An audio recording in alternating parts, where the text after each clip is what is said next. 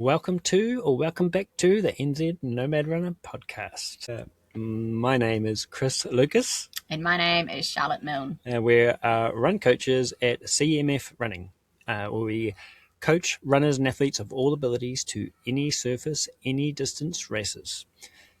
What are we talking about this week? We are talking about Tarawera Q A's. Yeah, from you guys. We have got a couple of questions from some of the runners in the community. Yes. And there's a couple of others. It's the third one we've done in this little series. But yeah, there is tons of Tarawera Ultra content, specifically on my YouTube channel, years worth. Go and check it out, NZ Nomad Runner YouTube channel. There's a bunch on there. This particular series, this is the third one. We did... the first one was a sort of general Q&A similar to this one, and then the last one was a shoe specific one with CMF coach Kendall, who also works at Shoe Science Havelock North, so it was awesome to have a chat with him about that as well. Yeah, it's been great. We're only 2 weeks out, so this is Saturday. We're recording this on Saturday, and it's 2 weeks until race day, so definitely seeing some of that on social media. And so, yeah, not long to go, kind of the in-between time. It's hopefully you've had your biggest week last week. Last couple of weeks, depending on your distance. Yeah, for sure. And so it's been like a week of, sort of going through the motions because obviously it's not quite race week. And there's still a bit of training to go. Just overall volume may seem a bit less compared to what you've been doing. But you've got to keep on keeping on. That sort of second week, sort of next week is a funny week, isn't it? This coming week can be a funny one because there's still a bit of training going on, but you're still not quite at race week. And you're sort of in taper. There's all sorts of things going on. You're trying to prepare for your race. Maybe if you're a 100K, 100 miler, there's logistics going on, and so a lot of bandwidth going on. Yeah, and you're still working, and you might be trying to finish some work things off as well with that extra available time you have because you're not training as much. So you're like, I got to finish this off before we go away for Tarawera weekend. I don't want to be dealing with that after the race, and so there's just all sorts going on, isn't there? Yeah, for sure, and just the mental twists of going out and doing long distances. It's taper tantrums, I think, is the term. Everything's a bit overwhelming, so if you're finding this yourself a little bit, you're normal, irritable, restless and discontent combined with probably hopefully a little bit excited, a little bit nervous, it's pretty normal. Just do the things that you can do to make yourself feel better, aka doing your race plan, ordering that more fueling, and just sort of going over your plan or starting to your plan wherever you are at and how organised you are, but you definitely don't want to be leaving your race plan too late, especially if you're the 100-miler type. Yeah, if you got stuff swirling around in your head about race logistics, get it out of your head and get it onto paper. It's a really good. That's a really good tip to share straight off the bat, isn't it? Yes, it is. Yeah. Earlier, you kind of get that stuff out of your head and onto a run sheet of sorts for you and your crew to kind of have as a guide. The better, really, eh? Yeah. It really helps. Sure. So it's just, you can stop stressing. It's the time to just decrease your training and not so much focus, obviously, on the physical side of your training. The training is done. So instead of going out for that extra run because you're scared that your physical sort of ability isn't there, you spend that hour doing the logistics because, it should be there. It won't come there, just... Yeah, well, that mental preparation too, eh? The mental prep, just for your own, sanity. Mental skills, race day stuff. Yeah, things to draw on, like in your race, for sure. Your why and all that. Yeah, all that good stuff.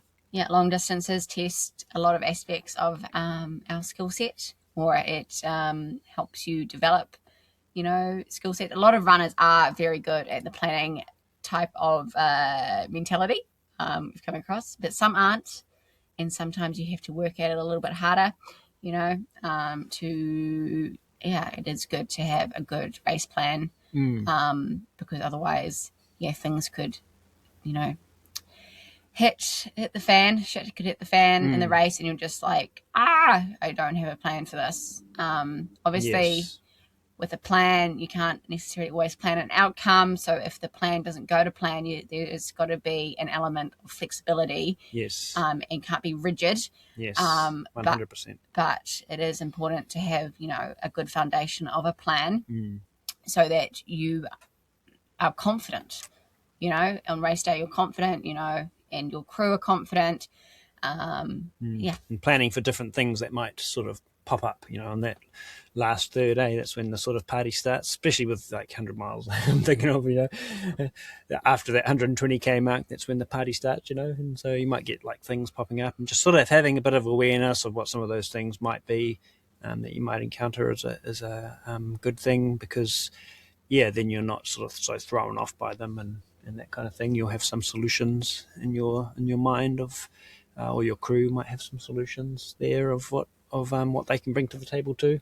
For sure. Or your pacer. Yeah. So all that kind of stuff. Cool. Exciting, eh? Exciting. Very so exciting. Yeah, you're doing the 50k, eh? That's pretty cool. I am. So there's just my race plan will be a little bit little, but it is still important to do a race plan. I mean, it's an area that I have, it doesn't come naturally to me. So it's a good opportunity for someone like myself to do a race plan for my 50k. So if and when I step up to longer distances, again, like I have, a bit of a skill set developed.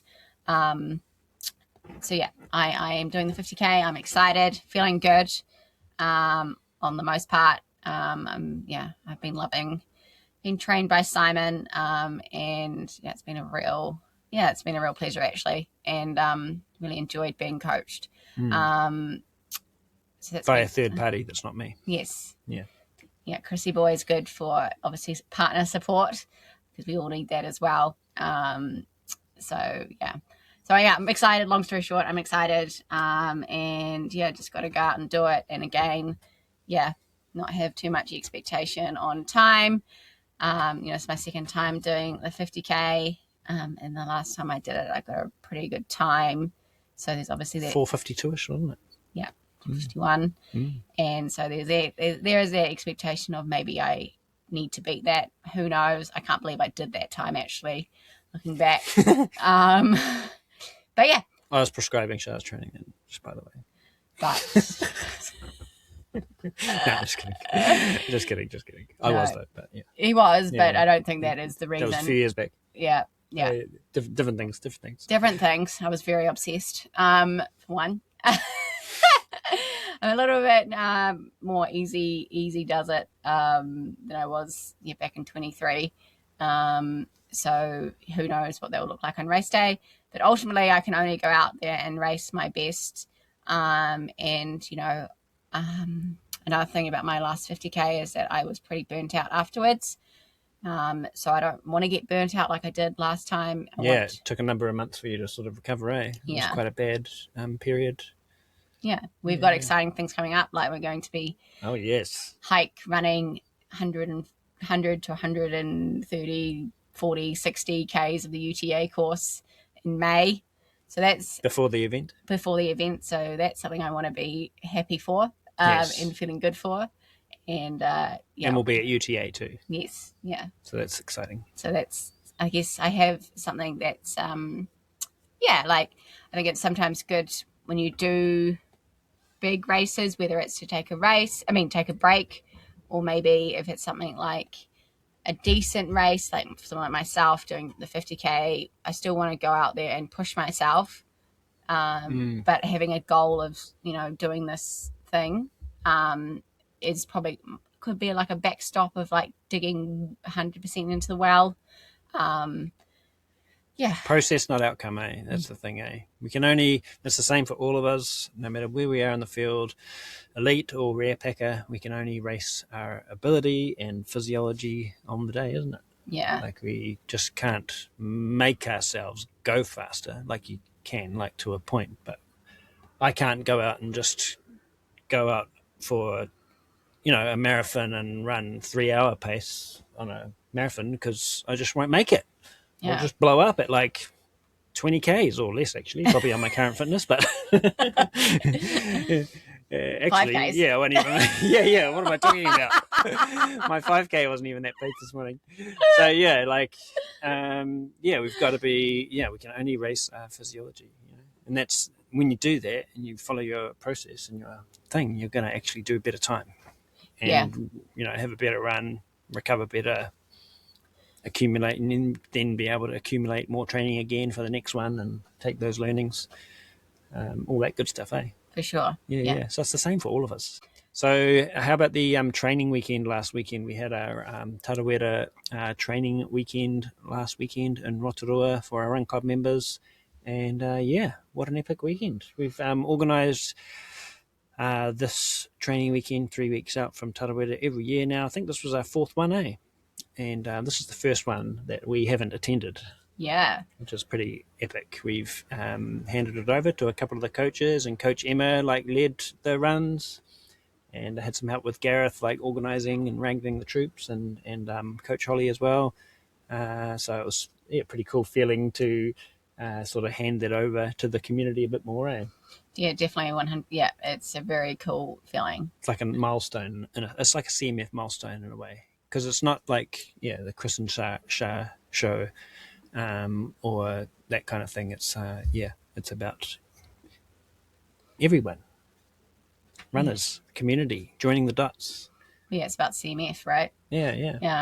When it's not, and the wider running community. Yes, for sure. Yeah. So that was so cool, and so I think we had a good 15-20 runners on the Saturday run, and it looks like everyone just had an awesome time out there over that weekend, which was cool. Yeah, definitely. Yep, it was good. Looked like fun. Yes.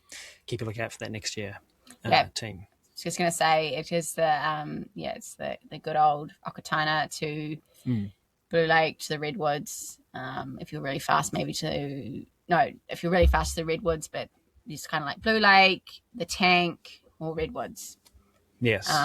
Just depending on how fast you are and where you were in your training and all that kind of thing. Yep. Yeah. No, that's it's a great weekend. So we're gonna Emma's got some good suggestions in the pipeline for some good changes in the pipeline for next year. Oh, exciting! Yeah. What were they? Staying at Blue Lake Top 10 Holiday Park for a start. Ooh, yeah. And the Friday evening run starting at Blue Lake and sort of running down to Redwoods or maybe the start of Sulphur Point or something. Mm-hmm. So it's a point-to-point one. And then Saturday, was Okataina to Blue Lake. And those who are a little bit quicker can go around Blue Lake. Right. Yeah, and get that extra 6-odd K. Mm-hmm. Those that are, mid to rarer packers or cruising, they can not do the loop around Blue Lake. For sure. So that's a nice one because you've already got the Blue Lake onward section on the Friday night, you see. Yeah.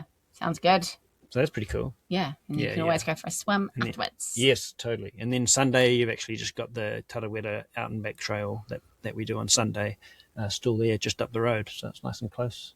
Yeah, and that's the bit in the mile that's between, Buried Village, which is about 33 Ks, and Isthmus, which is about 45 Ks before you get onto the boat. It's a good, I feel like it's a trail that, doesn't get talked about enough. No, and the mile course. Yeah. As a whole, like maybe if you go to Rotorua, you don't go there as well.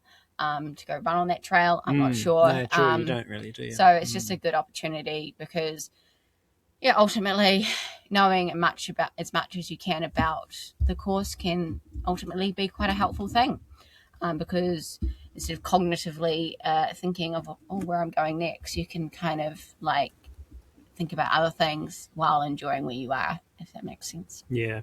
And like the bits that we run, especially for like your miler folks, that Tarawera trail, that what you mentioned, 30 to 45 odd Ks, and the Okataina to Blue Lake section, they're essentially some of the two hardest sections of the entire course, really. So to be able to get them on recce runs is hugely valuable. For one, like the 30k onwards, but you're just going to respect it a lot more on race day, because you're fresh 30k's into the mile. You're just going to respect it and just be totally chill vibes. Just flow through that trail, because it's not a very flowy trail. It's not highly technical, but it's not easy. Yeah, for sure. And it's like single trail, and it's kind of like tight. Yeah, and it is like water trails that have like got little divots there where the water's run, and so it's uneven and that kind of thing. Requires a bit more concentration then. A bit of elevation too. Yes, There's a bit of loose pumicy stuff. Yes, there's just a bit more going on. It's pretty though. Oh, it's so nice. Yeah. It's beautiful, beautiful running. And then you got Okataina, 120 odd k's into the miler. So for most folks, that's a lot of folks, that's twilight or evening or into the night. A lot of folks, it's night dark by the time you're sort of getting up there. Same thing again. You got a all native bush again, and bit of elevation there. We've got that climb out of Okataina, and so just having done that in the daytime and get a good look at it, in the sense, because that's a long stretch as well. It's about 14 odd k's, I think, isn't it? Yeah, 14, 15. Yeah. Just getting a feel for that. So you know what's coming up on race day in the darks. It's nice little confidence booster, eh? Yeah, and I think it's really good for morale as well, with coming on a group run. So maybe you are the type of person that does a lot of your training by yourself, and then coming together, 3 weeks out, can be a really cool thing. Just running, I think it's quite a common thing, like coming to Rotorua to do runs. So many groups are going out, eh? And it's so cool to see. Yeah, there's obviously some people seem to do a group run every time that they run, but also some people do a lot of running by themselves, and I think it's good for morale and excitement, and make some connections that you're going to see again at race week, eh? Race weekend, which is cool. And then I think it might help with getting through. It might be a little bit of confidence builder in terms of where you are with your training. And maybe you'll get some additional tips from other people as well, because you're chatting with people for quite a few hours, especially if you were to do all 3 runs. It's a good time, just to refresh your training, I guess, as well. Especially if you, like I said, done a lot of training by yourself. Stick that in your calendar for next year, team, eh? We'll be the 3rd week out before the race. Yes. Cool. Pretty awesome. What else is coming up? We've got a couple other notices. The group run community shakeout. This is open to everyone. Friday the 13th, the day before race day.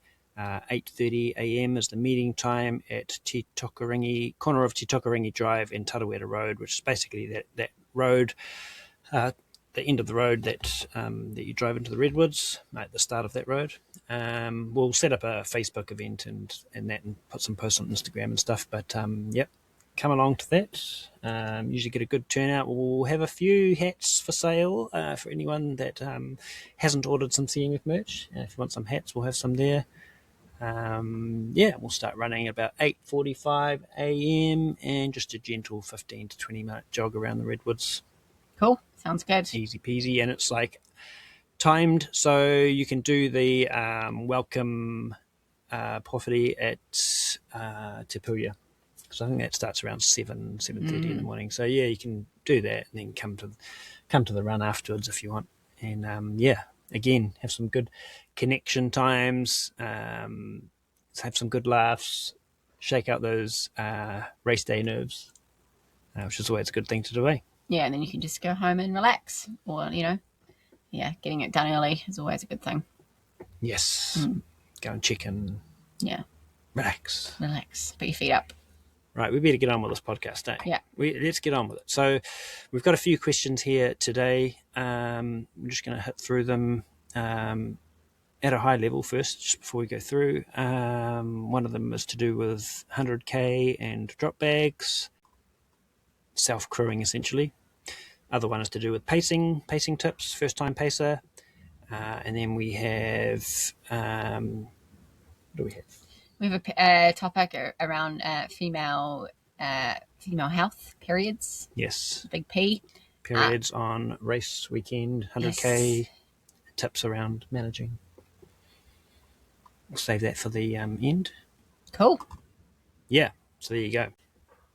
So we'll start with, this is a question off Spotify podcasts Awesome. from Ken. This is actually where most of these questions actually came Yes, from. I just realised I got the location wrong. Yeah, fake news. Fake news. It's actually from our content. Which is awesome. Exciting. Yeah. Please keep the comments coming in. Yeah, we really appreciate comments on YouTube and Spotify because it really helps. And just on that as well, at December or January, we put out some stories on my Instagram about NZ Nomad Runner had 5,000 streams and listens. And in the month of just January, we've doubled that. So cool. It's pretty incredible. So we've gone from 5,000 to 10,000 listens and streams. Doubled it in a month, which is just crazy. So it's, thank you so much for tuning in and listening and commenting and sharing it and liking. And for all our Run Club members, paid Run Club members as well, for your support. Because honestly, without all of your guys' support, you can't do this. Yeah, for sure. Yeah. This is big. It's a big job. This podcast, this one here, this Q&A one, for example, it's like a day's work. Because a bit of preparation, preparing these questions, getting it all together, collating, us talking about it, planning, doing it, editing, getting it all out there. That's a day's work. And so it is part of our work as well, although we feel very privileged to be able to bring it and bring the stuff to you guys and share our knowledge and experience. It is part of our mahi. And so, really appreciate, our paid Run Club members and coached runners and folks that buy merch and things like that, because it helps us to be able to keep doing this. That's what we want to do. We both have other jobs too. Yes. We'd love to keep growing our Run Club, and then we can keep doing more of this, and then ditch the other jobs one day. Yeah, I love doing this as well. Yeah, I love doing podcasts. It'd be cool to do two a week, or that kind of thing. So thanks, team. Thanks, guys. Long story short, thank you. Right, into this first question. Where's it gone? Ken Pimentel. Me and a friend are visiting New Zealand, first time to do T102. As having done UTA 100 last year with crew and now doing T102 without a crew, and maybe just rely on drop bags alone, what are the best tips, advice you can share? Thanks. Well, I think we can share our joke that we. Yes, I think I said quite flippantly, maybe drop the maybe. Yeah. And just do. We're not going to maybe just rely on drop bags. We are going to rely on drop. Unless you are planning on taking some sort of big pack with all your food, and whatnot in it. Treating it like an adventure outing day. Yeah. But if that's not you, then yes, definitely rely on drop bags. The drop bags are for the 100K, 102K. This is Otamuri. Yeah, which is at 41, 42Ks. Okataina, which is 57 and a half. Tikutapu, which is Blue Lake, 84, 85Ks. And then you can have one at the finish as well. Obviously, there's a different kind of reason, the one at the finish. But those are where you can have drop bags for the 102K. And in terms of how to structure it, it just kind of depends on, your expected time out there. Yes. And your experience level as well, with the distance. Obviously, since you have done 100K before, UTA, and it's no slouch of 100K as well. You have, at least that experience, if not more. So that's a good thing in this scenario, with self-crewing. And I suppose then it comes down to, your pace that you're expected to do. We're sort of saying if you're more than 14 plus hours or maybe if you're more than 13 and a half or more than 14 plus hours, then you'd sort of look to use all three of those. I mean, let's say you're on your own as well. We're just going to say everyone should use a finish line drop bag too, right? If you're on your own self-crewing, you definitely want a finish line drop bag. It's a given. Because it's going to be the evening or night, whatever your time is. So you definitely want something to change into, just straight off the bat. So that's for everyone. And then, and I guess if you are like 15, 16, 17 hours, let's say, which I think a lot of the mid-pack kind of are, then I would say use all three, eh? Would you say use all three? Yeah, and then why not, eh? Yeah, and then obviously maybe some drop bags are bigger than others as well. You don't have to have huge drop bags at all three, maybe. No, that's right. Yeah, so and it just so that could be a tip as well. Yeah, I think that Okataina one's sort of a main one, right? Regardless, 60 odd Ks, just under 60 Ks into the race. It's before some of the slower bits, so actually the first, most of that first 60 Ks is like kind of a faster as well. So it is a slower part of the course after that. So it is that's a good one to sort of use as one of your main ones. Perhaps you've just got more options of stuff there. Perhaps it's socks and shoe change, or option to do that at least. And maybe perhaps the Otamuri one at 42ish Ks is just more of a simple one. Maybe it's just got a particular drink and some particular food. It's just simply deloading the requirement to carry everything in your bag in your hydration vest for 60 Ks. So it's just a bit of more of a weight management thing of what you're carrying, really, isn't it? In that particular one. Yeah, obviously these aid stations are pretty well stocked throughout Tarawera. So, in terms of food options, there is quite a lot, especially at some ones like Okataina. Okataina and Blue Lake and Miller. Yeah. They're pretty... Obviously, because it's through traffic also for the miler. There's plenty of food at them. So, you're thinking, obviously, things that they don't have also is like, clothing changes, or I don't know, for some reason you've decided that you want to use poles for the last 40 Ks, but not the first 60 or something like that. Obviously, a big one is shoe changes. And if you're unsure on how to use shoe changes, we just did that podcast with Kendall. Go and check that out. Kendall is a shoe nerd. Self-confessed shoe nerd. Yeah. So you could go check that out as well. I'm sure Chris will put the link in the description below. I don't know about that. Or maybe there'll be a thing in the above. Definitely won't be a thing above. Or you might just have to, look on Chris's channel to find it. Yeah, it's basically the last one we did, isn't it? I think. Yeah, just the last video we did. So yeah, so that was obviously some things. Good shoe yarns there. Yeah. From a shoe professional in the industry as well as a CMF coach. So that's a good one to jump into. Yeah, obviously they do not have shoes that you can just grab. And obviously that's not... Communal shoes. That's a new one. Yeah. Yeah. It's like a gold level of race entry you could pay for, eh? It's like, extra $300 for your race entry, and you can just choose from a library full of shoes that are ready to go at the aid station. And just disregard the whole thing of like you should train in your shoes before wearing one race day. Just try just put some random shoes on and away you go. Yeah. You'll be right, mate. Yeah. No, that doesn't happen. So obviously shoes, any clothing, obviously things like if you're a heavy sweater, you might clothing becomes a bit more important. Yeah, you might want to think, or if it's, God for the sake that it's not, but if it's a wet day, then maybe you need to be looking at clothes that are appropriate for that as well. So there's more. Yeah, that's a good shout, because we've had a shit summer here. Seriously. Yeah, it's been terrible for the most part. Yeah, it has been. But fingers crossed it is okay on race day, and that is not something you have to worry about.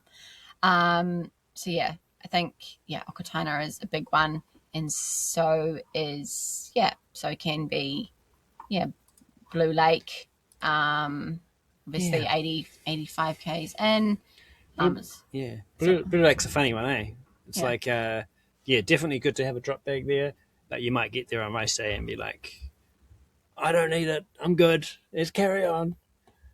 I think just still take your time there, because sometimes I know I have sort of rushed through Blue Lake a couple of times on previous races, and sort of regretted it like a bit down the road, because you sort of on paper you think, oh, it's only 20 odd k's to go, less than even, eh? And so you're like, let's get it done. But 20 k's at the end of an ultra, if you're moving like 9-minute k's or whatever it is, it's still going to take a long time, So just still want to respect like the distance that's left. And with my miler last year, I made sure to spend a little bit of extra time there, and I think it paid dividends. I was able to had other issues going on, but from an energy perspective, and mentally I was in the game, and I think that helped. Just making sure I had everything there. For sure, and like things like in the 85k drop bag, and maybe it's a 60 as well, as could be things around like foot care. I thought of, like, obviously they would have first aid at the aid stations, but maybe you have, I don't know, some special thing that you like to use. Totally. Cream or whatever. Cream or wool or anything like that you would be, not necessarily that you shouldn't or won't, or it's a bad thing that you get sore feet. At the end of the day, you're running 100 k's or more than that, feet are probably going to hurt a little. That's all good, but if you can manage it with having something in your drop bag that could help relieve some pain, or manage blisters or hot spots, then that's a good one. Maybe it's just like you have your special tape or whatever you use, and maybe it's just for each of those 3 drop bags. You have a little bag, Ziploc bag, and you've just cut off little strips of tape and put a little bit of cream in there, and then so you got your own little kits like at each thing. Yeah, and that's as a backup. Just sort of chuck your wool in there, whatever you're doing. If you are toe socks, yes, toe sock people. Yeah, got it, my toe socks. Toe socks. We're not toe sock people. No, not. Shout out to creepers though; they are very good. Yeah, not diehard toe sock people. I was going to say also, maybe cutting, if you have like a particular area that's a hot spot, maybe cutting some tape that is appropriate pre-race for that area and putting it in your drop bag in a whatever. Oh yes, you can pre-cut the strips to the determined length and thing. Yes, that is a very good idea. Because that's going to save you a lot of fumbling around. Maybe you could put a little like vivid for like big toe. Yeah, if you're really bored next week preparing your race day stuff, you can do stuff like that. That is actually good practical advice. Get your kids to get art and crafty on it and put big toe on it. It's a family affair. But anyway. Also, just remember to like put, just talking about feet. Also, we did a video a couple of years ago on foot care somewhere in the channel. Oh, cool. Go and look for it. That had really good tips on it, on how to look after your feet for ultra running. So I highly recommend that. Yeah. As well as a listen. A good one is just covering up those, while we're talking about feet, good one is just covering up those spots on your feet before you are running. But you probably, hopefully, through all your training that you've done in your simulation, you already know all that, and you're going to do it anyway because you've figured all that stuff out. Yeah, sure. By this point. Yeah.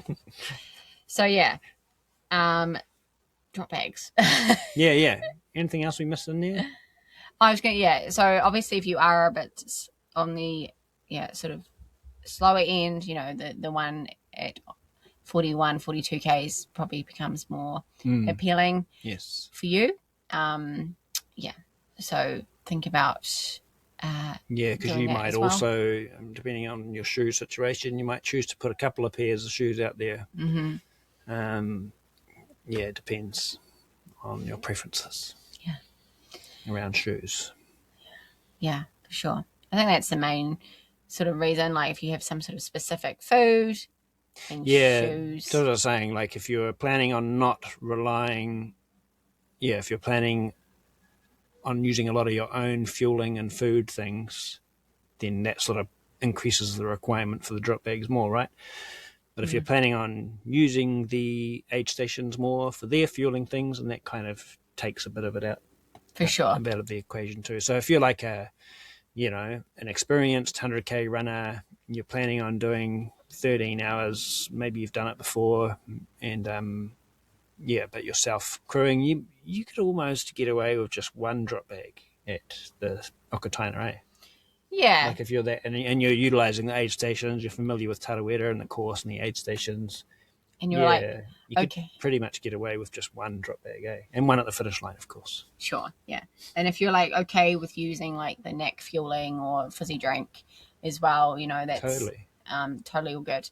There are some very good options at the Tarawera. Like last year, man, like they nailed it. The race nailed it so good. That was so awesome to see. And I utilise the aid stations a lot on my miler. I reckon it's only the biggest thing is like the liquid hydration. If you use some particular liquid hydration, like, sticks of Tailwind, for example, that's when you need a drop bag, because obviously carrying like, I don't know, 20 sticks around with you is obviously going to be a bit too much. But in terms of the old neck in those big tubs doesn't tend to go down well with the majority for whatever reason. Sorry, Nick. Your bars and stuff, gels and whatever seem to be all right, but it could be something to do with the mixing of the big containers, possibly. Yeah, but again, if you're happy with doing that, then you're happy doing that. Yeah. And obviously there's fizzy drinks and things like that as well, which Coke can never go amiss with the ultras. It's pretty good. Absolutely. Yeah. Love Coke. Yes. So is that it for that one? I think we're done with that one, eh? Ken, let us know how your race goes, and hope to see you at the Shakeout Run on Friday the 13th. Cool. Holly Gregg. Holly. Hello, Holly. Holly's one of our members, our own club members, who is pacing Coach Holly.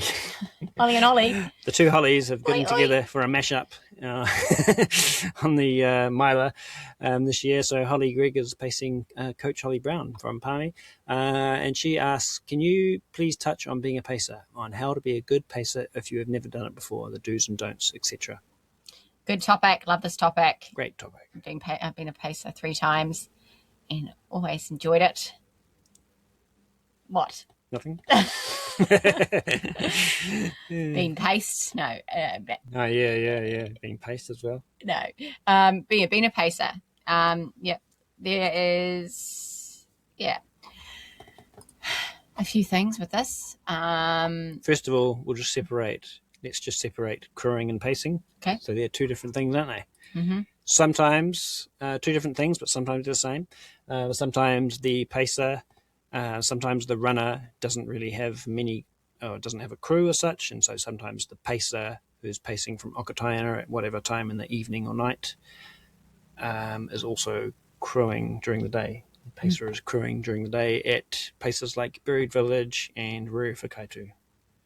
And that's actually fine as well, like in terms of the lay of the land and the way that race is structured, because there's no crewing from a crew person on the miler from Rurewhakaitu, which is about 55 Ks, to Okataina, which is 118 odd Ks anyway. So that's like 65 odd Ks from memory.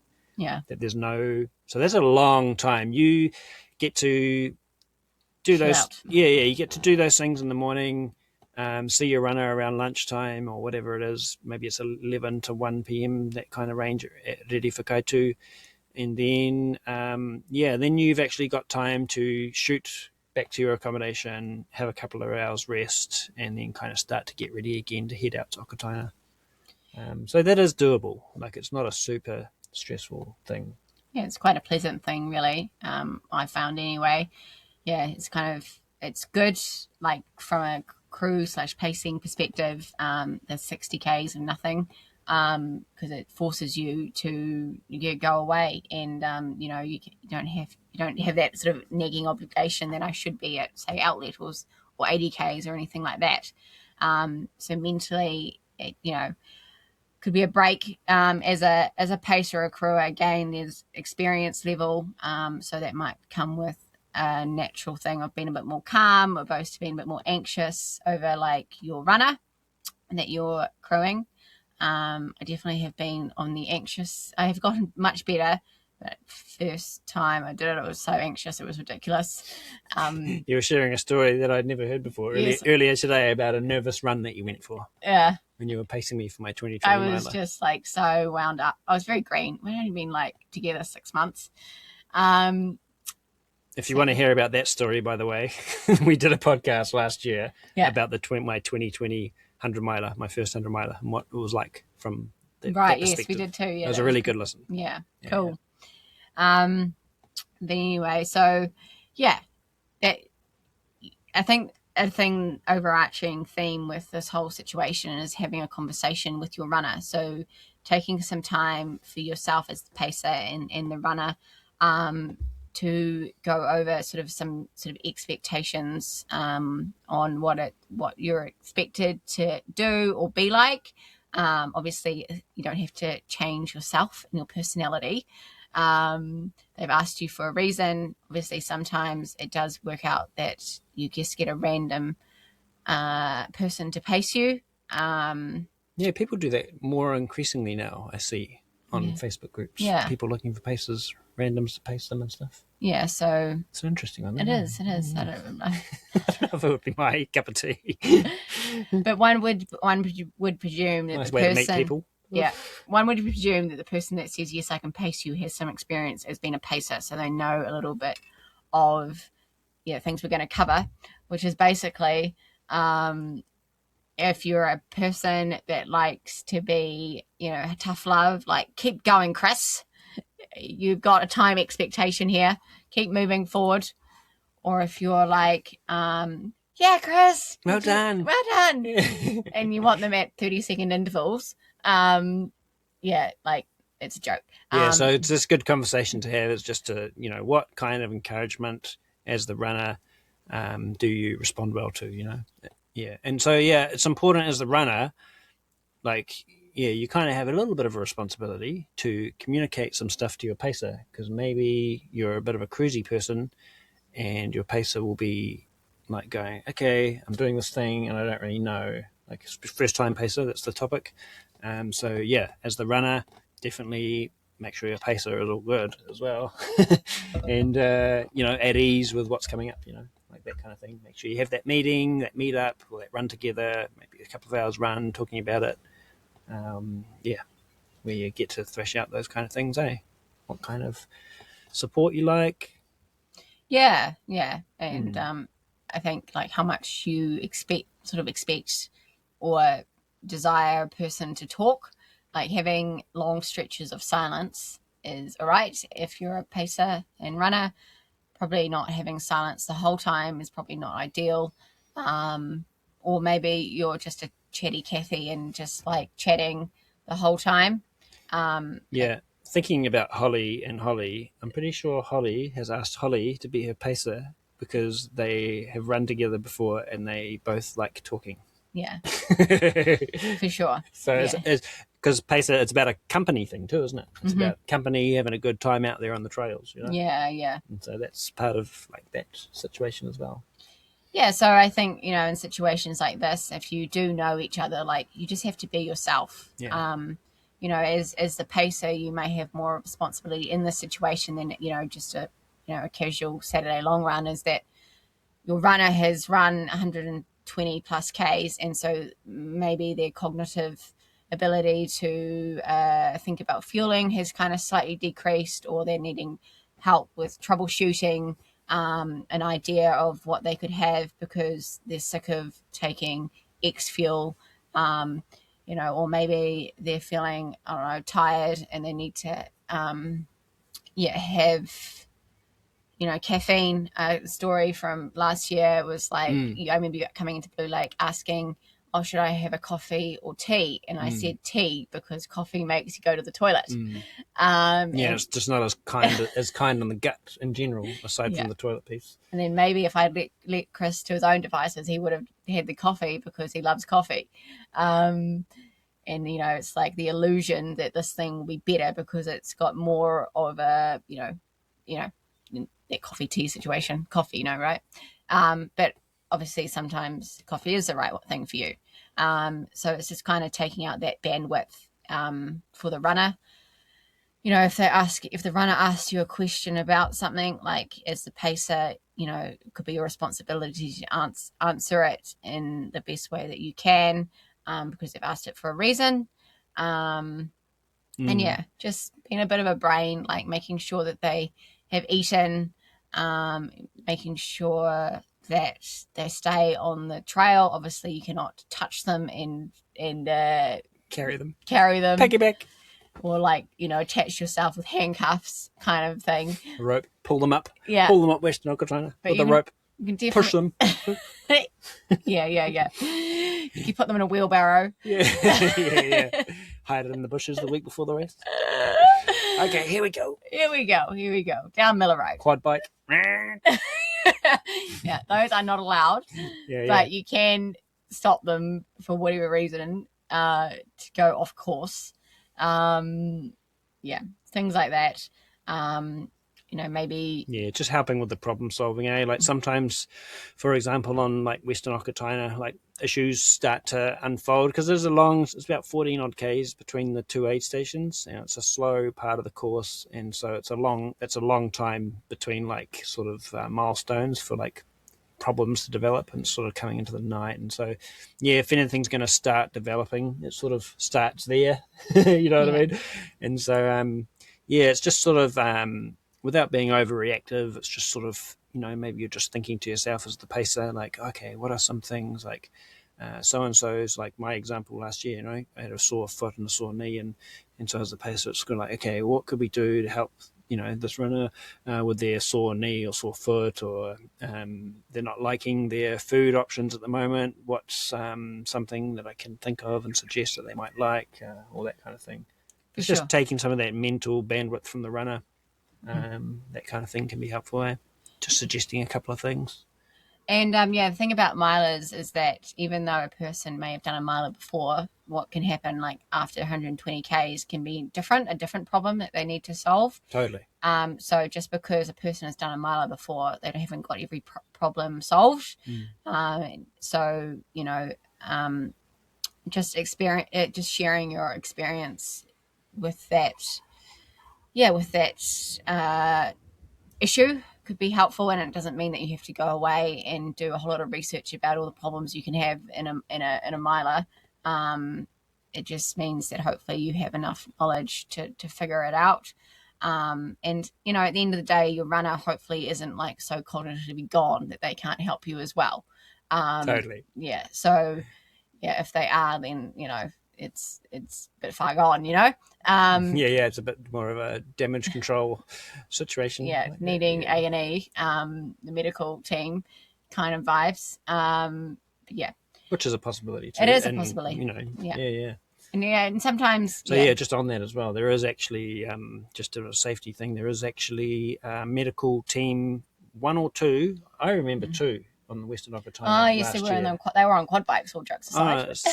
Say as well, the amount of medical team that I saw out in the course last year in remote spots was just incredible. Awesome. It was amazing. I couldn't believe it. Yeah. It was so cool. I remember seeing at least two on Western Okataina. They usually put one around the top of the climb and one further down. It's just a nice little thing to know, isn't it? Yeah, for sure. Yeah. I think like sometimes I did on that, too far gone thing, like, this runner hasn't seen anyone for 60 Ks. Like they could come to Okataina and be... Oh yeah, we've seen that before. Being a bit delirious, like they haven't actually eaten enough. And maybe it isn't too far gone, but maybe as a pacer you need to really, really make sure that they start eating food like now. I think a good example was Rich. Yes, I was just going to say, so if you want to watch that video, it's about 4 years ago.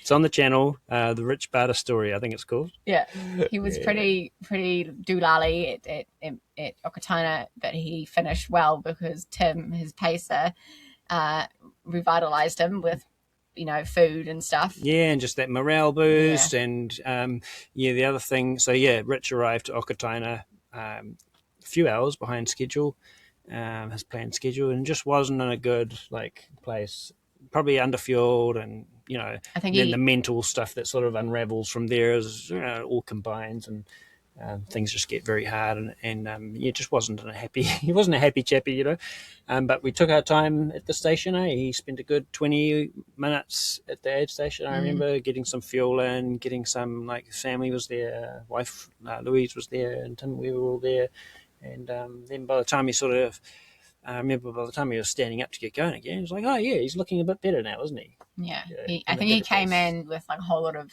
unused fuel. Gel. Oh yes, that's right. Yeah. So you just didn't need it.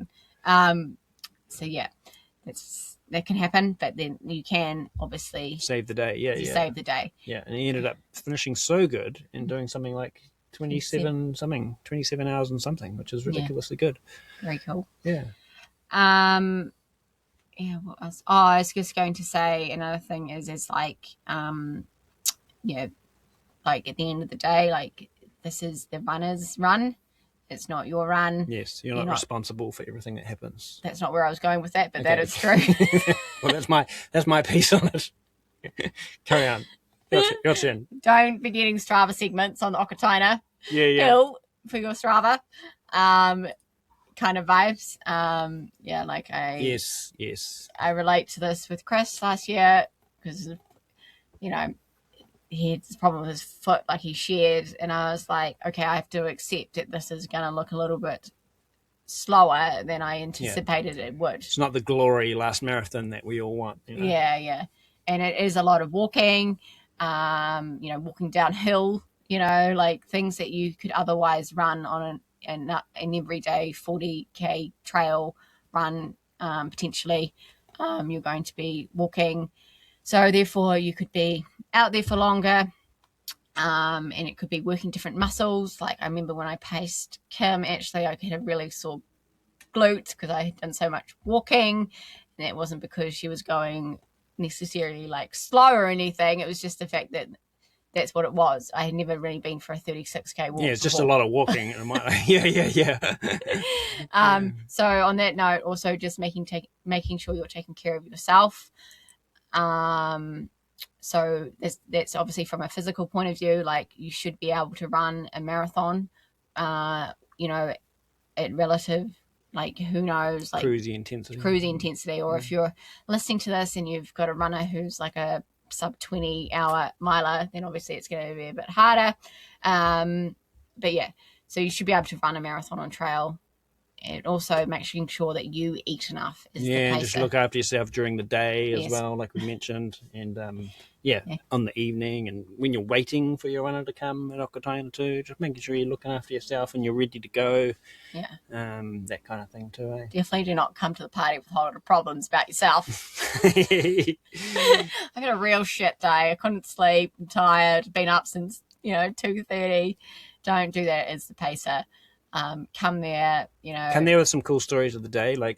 So one of the things I really enjoy as the runner, when I pick up a pacer, when I picked you up in my milers, is you telling me stories of what's happened in the day. Tell me everything you know about the day, because you're just the runner and you've been out there for 65 Ks and you don't know anything that's going on in the world. So you've just been out there all afternoon. Bouncing around in your head. So you're So you're like, hey, what's happening? How did the 50K go? It's so cool for us too, because we've got all our CMF runners and friends, wider community there, and so many people we know. We're like, how did so-and-so go in their race? And you're just telling me about, all these people's races. And you're like, oh, that's so cool. And that just chews up heaps of time. For sure. Yeah. And then it's time for silence. Yeah. Another aid station. So that's it. It's just sort of just getting a feel for how your runner is, and they might go up and down a little bit. Sometimes it's appropriate to be a little bit quiet and just let them. Sometimes they're just processing something quietly, and that's fine. Sometimes it's all chatty vibes, and so that's all good too. Both of those things are good. From an actual pacing point of view, because the word pacing implies that you're holding a pace and bringing. not so much like that, unless like you're at the front of the field, elite, sub elite, or in a really good. You might even be a 22 hour under miler and in a really good place, like you're just smashing it. And then you are sort of, talking, are just really sort of dragging them along. But for most folks, like your mid packers and that, it's more about the company aspect and just helping them, support them, and sometimes with the running bit, being in front of them is good. And sometimes being behind them is good, and letting the runner set the pace. So as the runner and the pacer, you guys might talk and be like, "Oh, you can go behind." I think when I was having issues with my foot, like it was no good for me to have you in front Right. some of the time, right? Because it's like I can only move as fast as I can move, and so you're either beside me or behind me for like some of those bits. Or on the flatter bits, when I was able to run more good, it was good for you to be in front of me, because it's like, okay, I'm fine on the flat. You go in front and pull me along. I'll follow you. Yeah, and that's when that's when that works really well. For sure. Yeah, it's like if the runner, is wanting to be, go faster, basically. I'm good. I'm just wanting to pull me along. Yeah, and obviously just navigate the trails. Could be a helpful thing. And if you just need to usher them along, you're there to carry them, from behind too. Give them a kick up the butt. Yeah. If they play up, give them a kick up the butt. Yeah. If they're doing well, give them a slap on the butt. Yeah, let's go. So that's another important thing too. You can crew your runner at the 8. So as the pacer, you get to Miller Road, which is after Okataina. There's no crew support there, but you as the pacer can help your runner at the aid station. And you can eat the food at the aid station as well. Yes, 100%. As the pacer. Even when you're waiting at Okataina, you can have some. Yeah. You're part of the event too. You've got a bib. Yeah, you've got a bib. You can eat some food. The cost of your attendance has been included in your $1,000 entry that your runner paid. Yeah. You can eat that brownie. Those noodles. You can do things like run slightly ahead of your runner into the aid station to help get things ready. Run slightly ahead, that kind of thing. Pretty sure you can anyway. Yeah, like not like a K ahead, maybe like 200 meters. Yeah, just as you're coming out. Boost off like 5Ks out. Okay, I'm gonna get everything ready. Gonna cook you some eggs. Have a bed laid out. Your gazebo set up. And you're just waiting for your runner for like an hour. Yeah. That's not quite how it works. Have a full meal. Yeah. Massage therapist there, ready to go. Yeah. So I think we've covered that one, eh? Anything else on paces? I think we're good on that. No, have fun. Have fun, man. Just have fun. Have fun and just, do your job, have fun, and just enjoy the experience, eh? Yeah, then chill out, and in some regards, you have to be a drill sergeant. Yes. on the runner. Yes. Right, on to our last question. I'll read it out. So this is very much a female question around managing period pain when running, as ibuprofen is obviously a big no, but is also the only thing that settles the pain. So any tips or tricks would be great. So any tips or tricks around managing period pain on event weekend is what we're looking at here. Yeah, this is a cool topic. We asked our coaches group, and we got lots of cool, good ideas. Yeah, I learned some epic things. That's such an awesome thing about what we're doing here at CMF, and having a team of 6 of us coaches that we can share ideas and knowledge with, and discussion points.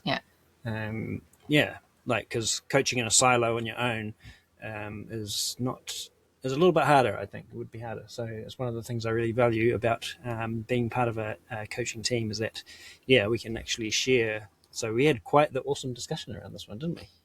Yeah, I would say for a lot of females, myself in this category, we could have experienced some unfavorable things when it comes to our menstrual cycle and running, and sometimes they are obviously more manageable, and sometimes if maybe for this lady or someone like that, it is obviously a bit more of a problem. Just figuring out ways to manage it is probably more important than maybe if you don't have this problem at all and you've got a pretty sweet, easy breezy menstrual cycle. So some of the tips that came out of our coaching discussion. Yes.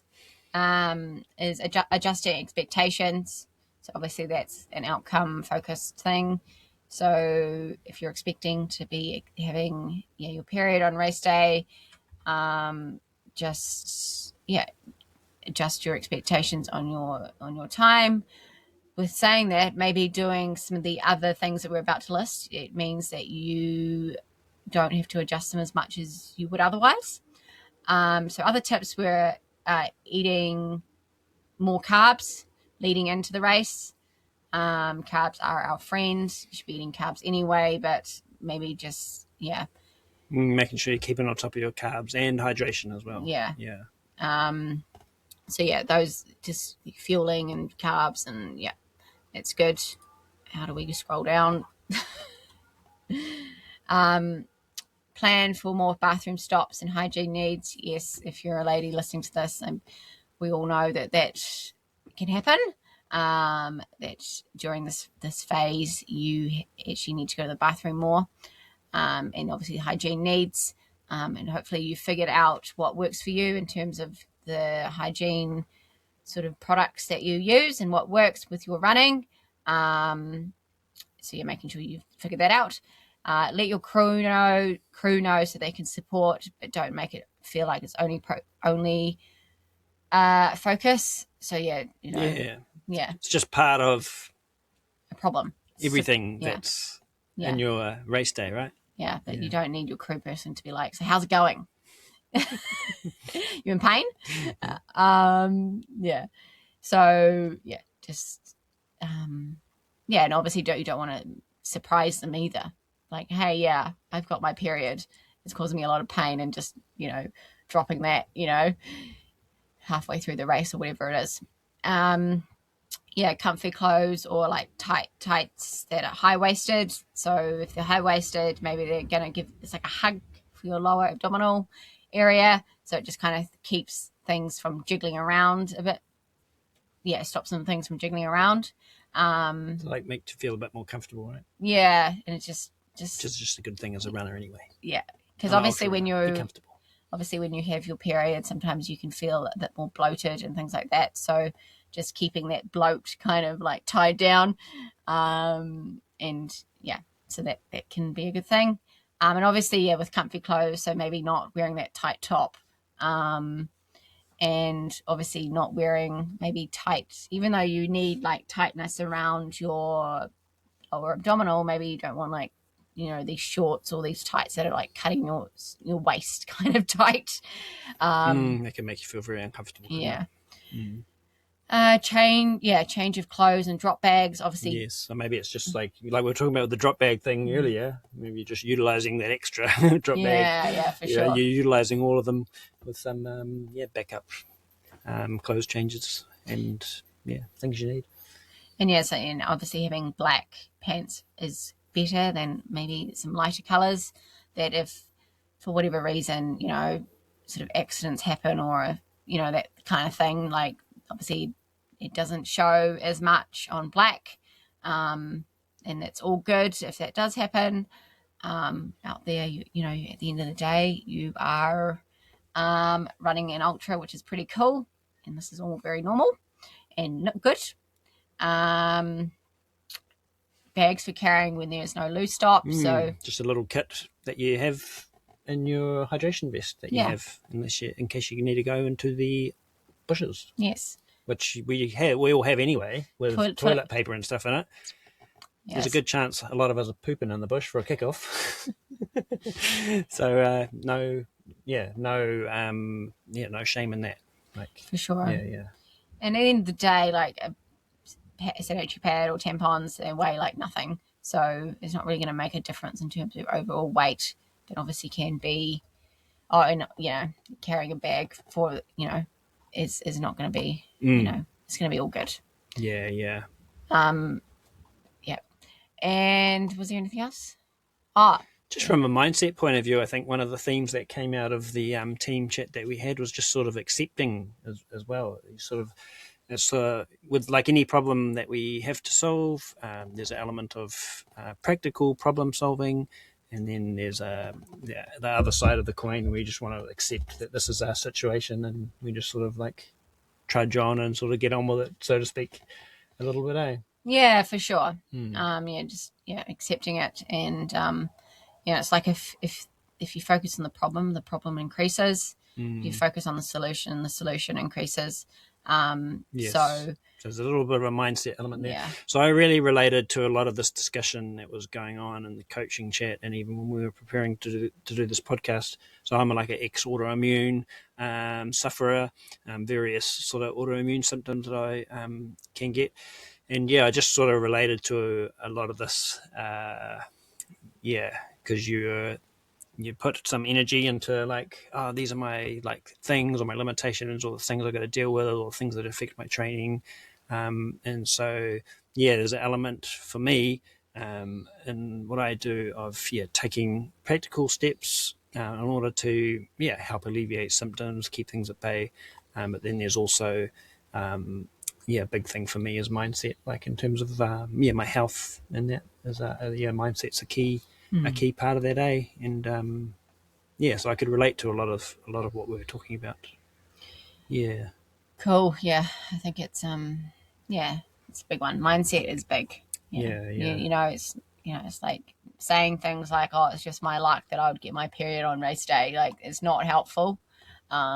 It's we were also saying like it is a good thing. Yes. It is a good thing if you have your period. It means that you're doing a lot of things right. Yeah, if you're like having a regular cycle and you're training like a legend, then that's really good news. It means that your health, your system is working in the way. Because delayed and missed or irregular cycles could be a common thing with the ladies, eh? Yeah, it could be, and it can be like who are training heavily. Yeah, for sure. And it even could be you think that you're doing enough for the right things, but maybe you're not. Like maybe you think that you're eating enough food, but maybe you're not, kind of thing. It's So this is something that you've actually had sort of talking about our earlier topic in a way, isn't it? with your previous Tarawera 50 K. So this is something that you had a challenge with a few years back, in your sort of training and running journey, eh? Definitely, yeah. Well, yeah, I have a history of, actually it goes back further than that. But I was messing around with my diet quite a bit, leading into Tarawera 50K. A few years ago. Wasn't eating enough carbs / any. I was eating some, just not fueling enough, and eating appropriately. I was smaller to match the level of activity and training that you're doing. Yeah, and I also was messed around with my period, all with other things. So it wasn't a good time for a lot of things. So but now I am all good. I'm training the best I have ever trained. I fueling the best eating, ever, and I look what I look like. Healthy. Thanks. And I don't have I feel like my periods and stuff are less painful than they have sometimes been in the past. And they're regular. And everything's good in that department. And it is a result of me taking actions to do what's right for me. So, essentially maybe my solution was a little bit simpler than your one, and maybe you're needing to sort some other outside help than maybe I did, and do it, because if it's stopping you from doing something you love, like running, and you haven't really exhausted all options, like there's options for you to seek sort of medical. Don't necessarily mean like going on some medication, but sort of outside help in terms of like, oh, okay, what's going on in my day to day, and what can I change? Yeah, sometimes life stress can affect health, have health implications with stuff like that. Definitely. It's like autoimmune health. I'm talking about myself here. It's like life stress can affect things like autoimmune health, and I know it can affect things like hormones for males and females. Yeah, I'd say mine would have actually been a lot to do with life stress. Yeah. Well, yeah. So yeah, that's my experience. So I just eat like a normal human being these days, and eat enough carbs. I'm not afraid of carbs. And I think also, like, with the acceptance thing, like, if you're not going to look your best on race day, you're not going to look your lean, mean, but machine, because you're a little bit bloated, like, just accept it and let it sort of be bloated. And yeah, just do all the things you can change, basically. And accept the things you can't. Yep. Yeah. Very cool. So awesome discussion point. So you've actually done some just before because we want to talk about Coach Kiralee, because out of this chat that we had in our coaching group chat, we learned some awesome things about Kiralee. But yeah, you've actually done some training for folks around, for ladies around their cycle tour as well, and done a little case study and stuff like that in the past. I did. Yeah, I've coached a couple of clients, and they actually had great race days as a result of it. So yeah, it's just training around your cycle. And it might work for you, it might not. Is what I've kind of learned as well, that there's some nuances with our cycles. But yeah, it could be a thing that could work for you as well. Yeah, especially if you're someone that gets really bad, like PMS symptoms, time of the month. Because like whether it's something like that, or someone who's has a bad cold or whatever, like for a period, then you don't want to be doing regular or hard training in those sections, right? So I mean, that's basically what we do as coaches with prescribing folks as runners trainings, is we adapt training and prescription of training around life circumstances. So maybe it's around monthly cycles for the ladies, or maybe it's around a deadline work project that's there or something like that. So it's different. Some people don't need it a lot, but some people do. Yeah, for sure. Yeah, we've all got little things we have to work with. Yes. Just want to mention Coach Kiralee as well. Like, she is a bit of a legend. She has endometriosis and PCOS, which is polycystic ovary syndrome. That's a mouthful. PCOS. So she has a wealth of knowledge. She's been training for many, many years, and just like did this and ultra stuff, like long. She just came forth at the Coast to Cozzy 240k ultra marathon. There's a podcast with her. Go and check that out. Recently this year, but she has a big journey of just dealing with that and training. Yeah. And now coaching, bringing that experience to the coaching table, which is epic. So we exchanged some messages in the group chat, and like with her, and what an epic journey she's been on with her health, like in that respect. Yeah, that's definitely trumps my, not that it's comparison, but that's definitely harder than what I've experienced. So yeah, it's very inspiring. Yeah. Awesome.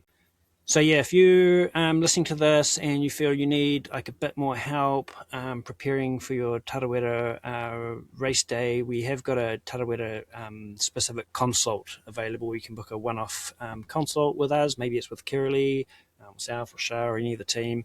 We can coach match you for that consult too, depending on what you want to talk about and cover and prepare for. We've got some Tarawera consults available. We can squeeze in 2 or 3 between now and race week. So just reach out to us for that, or just head over to our website, cmfrunning.nz, and you'll see in the menu Tarawera consult, and you can jump on into that if that's you. But